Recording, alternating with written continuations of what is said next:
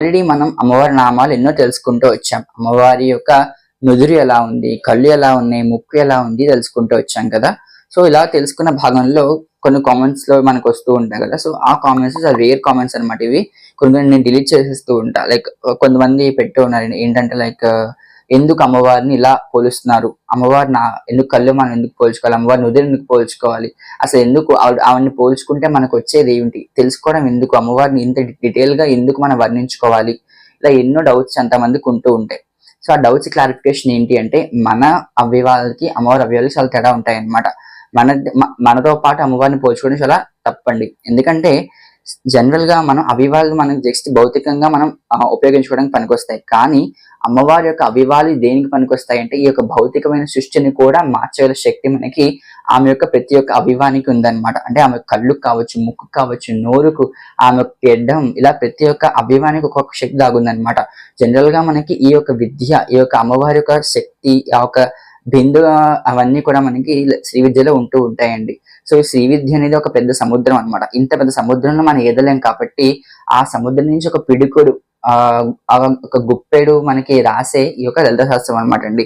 So ఇంత చిన్న form of లలిత శాస్త్రనామంలో ఇంత పెద్ద అర్థాలు ఇవ్వడం ఎందుకు అంటే లలిత శాస్త్రం అందరూ చదువుతారు కాబట్టి తెలిసి తెలియక చదివినా కూడా మనకి ఒక బెనిఫిట్స్ వస్తూ ఉంటాయి. కానీ తెలిసి చదివితే ఇంకా ఎక్కువ లాభం పొందుతూ ఉంటాం అనమాట. అందుకే నేను చెప్తాను ప్రతి ఒక్క నామానికి అర్థం తెలుసుకోవడానికి ప్రయత్నించని చెప్తూ ఉంటాం కదా. ఈరోజు మనం లేట్ చేయకుండా 29th నామం ఏంటి, అసలు అమ్మవారు ఈ నామంలో ఎలా వర్ణించుకున్నామని తెలుసుకుందామండి. అనాకలిక సాదృశ్య శంభుకసి విరాజితాయే నమః. శుభకసి అంటే చుబుకము అంటే అమ్మవారి గెడ్డం అనమాట. గెడ్డము మనకి సంస్కృతం చుబుకం అంటూ ఉంటారు.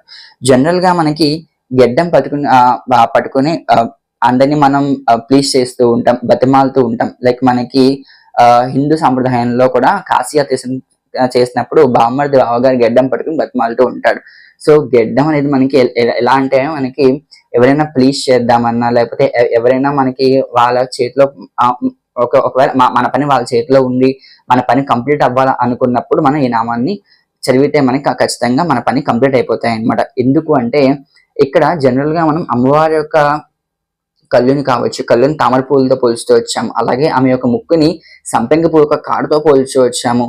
ఇలా అమ్మవారి నుదిరినేమో చంద్రబింబంతో పోల్చుతూ వచ్చాం. ఇలా ఎన్నో రకాలుగా మనం పోల్చుకుంటూ వచ్చాం. కానీ మనకి ఇక్కడ అమ్మవారి గెడ్డం విషయానికి వస్తే వష్ణ్యాద్ వాగ్దేవతలు కావచ్చు, లేకపోతే శంకర బ్రహ్మోత్పాదులు కావచ్చు, ఇలా ఎవ్వరికి కూడా మనకి ఒక పోలిక అనేది దొరకలేదు అనమాట. ఎందుకంటే ఆ ఒక ముఖాన్ని చంద్రబింబంలా ఉంటుంది కాబట్టి ఆ చంద్రబింబానికి ఉండే గెడ్డాన్ని ఇంకా దేంతో పోల్చాలో ఎవరికి అర్థం కాలేదన్నమాట. అంటే దానికి అదే సాటి అని చెప్పేసి శంకర భగవత్పాదులు అలాగే వష్ణ్యాద్ వాగ్దేవతలు కూడా ఏం చెప్పారు అంటే నీ యొక్క ముఖం అనేది మనకి చంద్రబింబం అంటే ఒక అద్దం అమ్మ.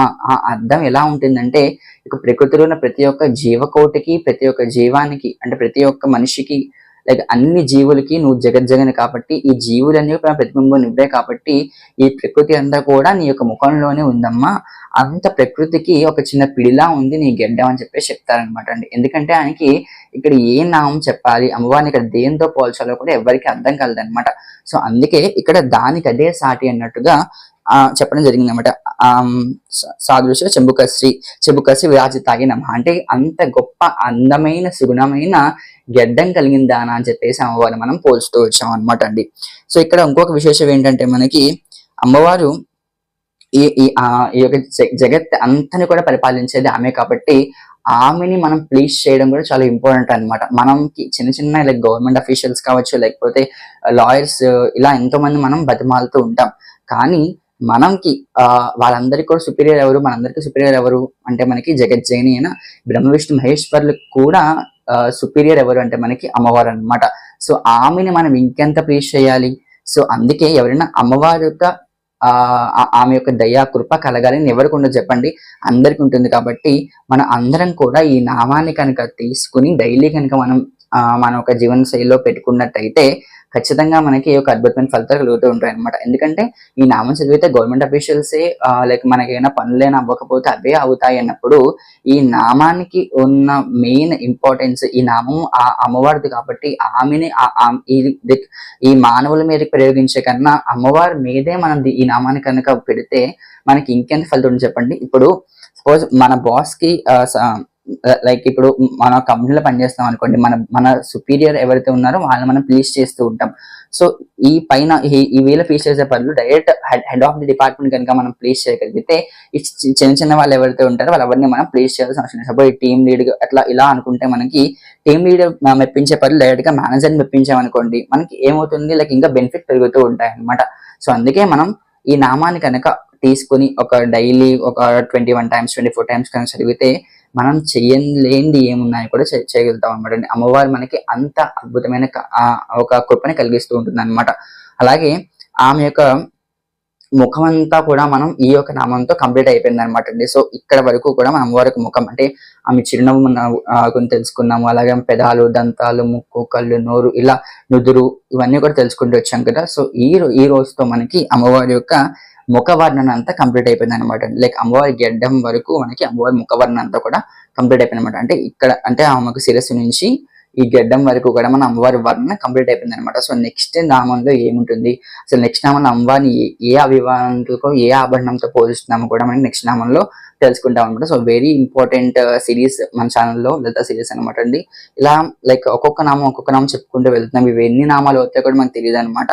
సో ఎన్ని నామాలైనా ఎన్ని వీడియోస్ అయినా కూడా లలిత సిరీస్ అనేది కంప్లీట్ అయ్యేంత వరకు ఇలా ఈ సిరీస్ చేసుకుంటూ వెళ్తూ ఉంటాం. ప్రతి శుక్రవారం మేము మీ ముందుకి అమ్మవారితో మేము ముందుకు వస్తూ ఉంటాం అనమాట. సో మన ఛానల్ మీకు నచ్చితే లైక్ చేయండి, సబ్స్క్రైబ్ చేయడం మాత్రం మర్చిపోకండి, షేర్ చేయండి, కామెంట్ చేయండి. అలాగే మీకు ఇంకా డిఫరెంట్ సిరీస్ అయినా కావాలన్నా కూడా నాకు చెప్పండి. లైక్ ఇది కంప్లీట్ అయ్యే లోపు మీకు సౌందర్యలహరి కూడా స్టార్ట్ చేద్దాం అనుకుంటున్నా. సో మీ అందరికీ ఎంత ఇంట్రెస్ట్ ఉందో నాకు కామెంట్ సెక్షన్ చెప్తే నేను దాన్ని బట్టి స్టార్ట్ చేస్తాను అనమాట.